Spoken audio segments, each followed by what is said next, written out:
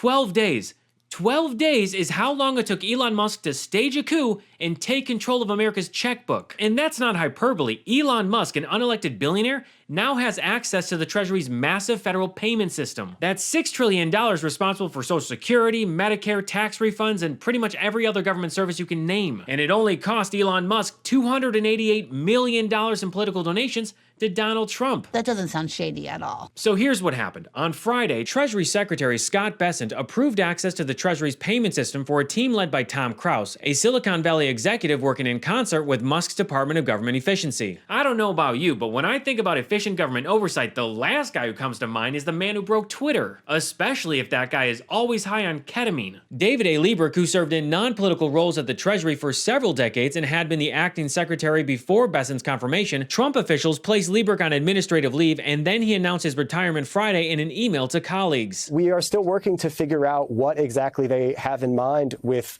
trying to get access to the payment system, and if they're going to succeed in doing so. But obviously this comes in the backdrop of what Trump appointed Elon Musk and the Doge to do, which is root around in the federal government to look for spending cuts. And obviously also the OMB memo from earlier this week, where the administration was temporarily and to some extent still just flat out refusing to spend money that Congress appropriated and authorized to be spent because they don't want to. This is not normal. This is what a dictator does, which is not surprising when you remember that Trump said he would be a dictator on day one. He says, "You're not going to be a dictator, are you?" I said, no, other than day one. They know when he comes back, it's game over. Day one dictator. Hey, day one dictator. Hey, how many people here? Now, normally I know you probably wouldn't in America, but considering what they've done to this man, how many people here support day one dictator? When Trump says that he wants to be a dictator or stay in office forever, believe him, especially when he calls people like Elon Musk a bullshit artist. Elon is not going to buy Twitter. Where did you hear that before? From me. From a fake account. She says fake. A lot of them. Nah, he's got himself a mess. You know, he said the other day, "Oh, I've never voted for a Republican." I said, "I didn't know that. He told me he voted for me." So he's another bullshit artist, but he's not going to be buying it. Now, these sensitive payment systems are run by the Bureau of Fiscal Service, which control the flow of more than $6 trillion annually. Tens of millions of people across the country rely on the systems. They are responsible for paying Social Security and Medicare benefits, salaries for federal personnel, payments to government contractors and grant recipients, and tax refunds, among tens of thousands of other functions. Typically, only a small group of career employees control the payment systems, and former officials have said it is extremely unusual for anyone connected to political appointees to access them. The people that worked in those positions could only distribute money per the law. So why is it that the Doge Committee would have to have access? And that's not the place that you go to look for cuts. You look at our budget, which it is Congress that has the power of the purse. You look at our budget, you help the president come up with his proposed budget, and then the House and the Senate will decide what we send to his desk, and he gets to decide whether or not he signs it into law. He should not have access to this.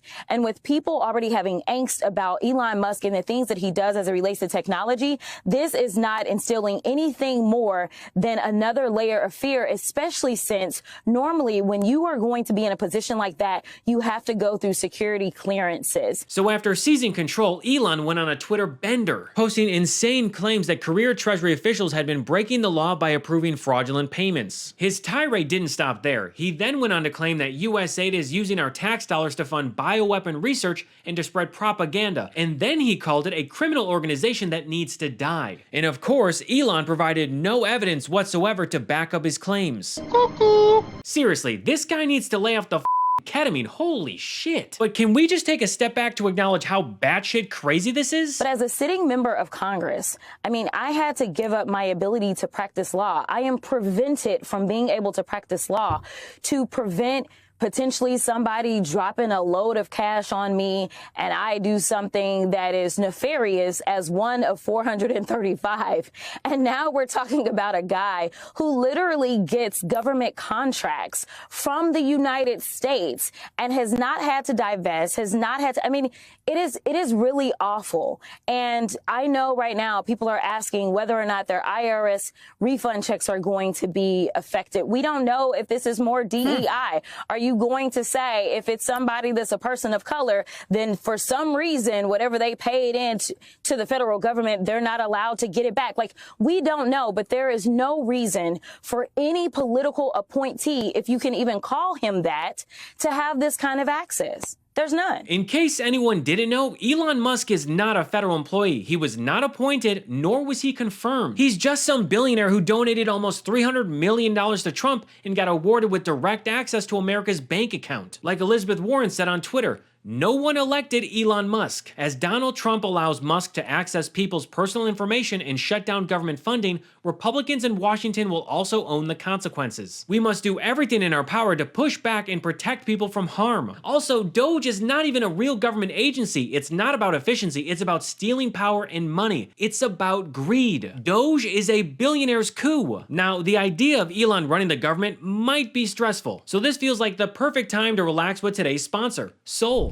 If you want to take the edge off after a long day but don't want the nasty hangovers, Sol has you covered. Sol's new out-of-office gummies are perfectly microdosed with hemp-derived THC and CBD to give any day that chillin' on the beach vibe. I love the Sol out-of-office THC gummies, especially the nightcap that I take before going to bed. It's amazing. Now, did you know that you can buy hemp-derived THC products in all 50 states? Because of the 2018 Farm Bill, hemp-derived THC is now legal and accessible nationwide. I can't believe I didn't know you could buy THC products online like this. The out-of-office gummies help you get that much-needed me time at the end of the day, or during the day. They're convenient and delicious. Out-of-office gummies give you that warm, fuzzy, euphoric microdose feeling without sending you to the moon. You can go out for a jog, watch your favorite TV show, or head out to a party. Whatever floats your boat. Sometimes getting high can cause its own stress. Being too high is a thing. Microdoses of THC keep me feeling good without the anxious thoughts. Sol was founded 5 years ago by brother and sister duo Mike and Angie Lee. Mike is a former world-ranked professional boxer, and Angie is an author and professional speaker who had the desire to create natural alternatives to medication that tackle problems they deal with themselves, like sleepiness, anxiety, focus, and pain. Whether you're looking for a sleep aid, enhanced focus, or pain relief, Sol has all your wellness needs covered. And Sol's products are grown right here in the USA, organically farmed and gluten-free. So if you want to feel your best, head to GetSol.com and use code GABE for 30% off your order. That's 30% off your order using code GABE. One last time, GetSol.com and code GABE for 30% off.